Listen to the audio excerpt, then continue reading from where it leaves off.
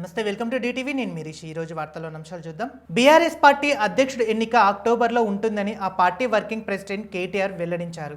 హైదరాబాద్ నేతలతో సమావేశమైన ఆయన పార్టీ రజోత్సవ కార్యక్రమాలు ఈ నెల 27న వరంగల్లో జరిగే సభపై దిశానిర్దేశాలు చేశారు. ఆ సభ తర్వాత కొత్తగా పార్టీ సభ్యత్వాన్ని తీసుకుంటామని, ఇకపై డిజిటల్ సభ్యత్వాలు తీసుకోవాలని నిర్ణయిస్తామని తెలిపారు. అన్ని విషయాలపై అవగాహనలతో మాట్లాడగలిగే కార్యకర్తలకు త్వరలో శిక్షణ ఇస్తామని ఆయన పేర్కొన్నారు.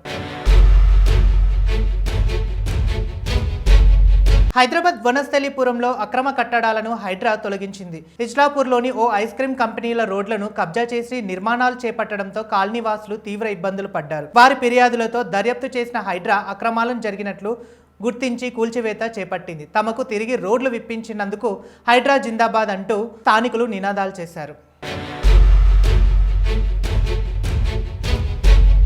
హైదరాబాద్లోని స్థానిక సంస్థల ఎమ్మెల్సీ ఎన్నికల్లో బీఆర్ఎస్ ఏ అభ్యర్థిని నిలబెట్టలేదని, ఈ మేరకు BRS party working president KTR ఓ కీలక ప్రకటన చేశారు. బీఆర్ఎస్ పార్టీలో ఎన్నికల్లో అవసరమైన సంఖ్య బలం లేదని, అందువల్ల ఈసారి ఏ అభ్యర్థిని పోటీలో ఉంచలేదని తెలిపారు. బీఆర్ఎస్ పార్టీ దీప్ ధిక్కరించిన ఎంపీ, ఎమ్మెల్యే, ఎమ్మెల్సీ ఎవరు ఓటు వేసినా వారిపై కఠిన చర్యలు తీసుకుంటామని కేటీఆర్ స్పష్టం చేశారు. కంచగచ్చిబౌలి భూముల వ్యవహారంలో ఏఐ ఎడిటెల్ ఫోటోలను రీట్వీట్ చేసినందుకు పోలీసులు ఇచ్చిన నోటీసులపై ఐఏఎస్ స్మితా సబర్వాల్ స్పందించారు.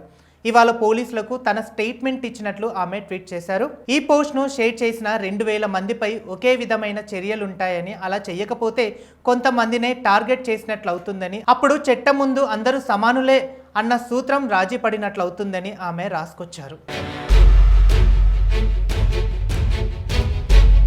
తెలంగాణ సిద్దిపేటలోని విద్యార్థుల కోసం నిర్వహించిన భద్రతగా ఉండాలి, భవిష్యత్తులో ఎదగాలి అనే అవగాహన కార్యక్రమంలో మాజీ మంత్రి హరీష్ రావు కంటతడి పెట్టారు. ఓ విద్యార్థిని మాట్లాడుతూ తన తండ్రి చిన్నప్పుడే చనిపోయాడని, తల్లే తనను కష్టపడి చదివిస్తుందని కన్నీళ్లు పెట్టుకుంది. దీంతో హరీష్ రావుతో పాటు అక్కడున్న వారంతా ఎమోషనల్ అయ్యారు. బాలికను ఆత్మీయంగా దగ్గరికి తీసుకొని ఆయన ఓదార్చారు. ఇక మరో అంశం చూస్తే, గ్రేటర్ హైదరాబాద్లో 48 కార్పొరేటర్లు ఉన్న పార్టీ బీజేపీ అని ఎంపీ ఈటెల రాజేందర్ అన్నారు. గ్రేటర్ పరిధిలో 5 పార్లమెంటు స్థానాల్లో 4 గెలుచుకోవడం తమ శక్తిని ఇప్పటికే నిరూపించుకుందామని ఆయన గుర్తు చేశారు.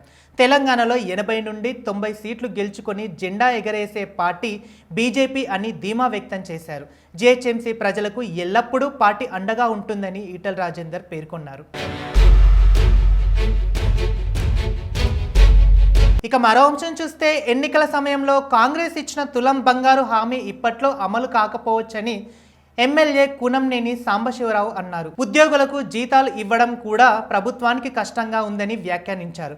ఖమ్మంలో విమానాశ్రయం ఏర్పాటు ప్రయత్నాలు చేస్తున్నప్పటికీ పరిస్థితి డోలాయంగా ఉందన్నారు. రాజు యువ వికాస పథకం కోసం ఎవరికీ రూపాయి కూడా ఇవ్వొద్దని ఆయన సూచించారు. తెలంగాణలో రాబోయే 10 రోజుల్లో ఎండ మండిపోతుందని వాతావరణ నిపుణులు అంచనా వేశారు. ముఖ్యంగా ఉత్తర తెలంగాణ జిల్లాలో ఏప్రిల్ 30 వరకు గరిష్ట ఉష్ణోగ్రత 45 డిగ్రీల వరకు నమోదవుతుందని హెచ్చరించారు. హైదరాబాద్ నగరంలో 40 నుండి 42 డిగ్రీల టెంపరేచర్ రికార్డ్ అయ్యే అవకాశం ఉందని, అదే సమయంలో అకాల వర్షాలు కురుస్తాయని పేర్కొన్నారు. ఆంధ్రప్రదేశ్ తిరుపతిలోని భక్తుల రద్దీ విపరీతంగా పెరిగింది. టోకెన్ లేని భక్తులకు శ్రీవారి సర్వదర్శనానికి 24 గంటల సమయం పడుతోంది. కంపార్ట్మెంట్లోని నిండి టీసీపీ క్యూలైన్ వరకు వేచి ఉన్నారు. నిన్న 58.519 మంది స్వామివారిని దర్శించుకున్నారు. శ్రీవారి హుండీ ఆదాయం 3.27 కోట్ల ఆదాయం వచ్చినట్టు టీటీడీ అధికారులు తెలిపారు. ఆంధ్రప్రదేశ్లో నేడు రాష్ట్రంలోని కొన్ని ప్రాంతాల్లో భారీ వర్షాలు కురుస్తాయని ఏపీఎస్డీఏఎం తెలిపింది. అల్లూరి, అనకాపల్లి, కాకినాడ జిల్లాలోని పలు ప్రాంతాల్లో పిడుగులతో కూడిన భారీ వర్షాలు కురుస్తాయని అంచనా వేసింది. శ్రీకాకుళం, విజయనగరం, మాన్యం, విశాఖ, తూర్పుగోదావరి, రాయలసీమ జిల్లాలో తేలికపాటు నుండి మోస్తారు వర్షాలు కురుస్తాయని పేర్కొంది. అటు తెలంగాణలో పలు జిల్లాల్లో మోస్తారు వర్షాలు కురిసే అవకాశం ఉందని హైదరాబాద్ వాతావరణ కేంద్రం తెలిపింది. ఇది ఇవాల్టి బులెటిన్ న్యూస్. చూస్తూనే ఉండండి డిటీవీ.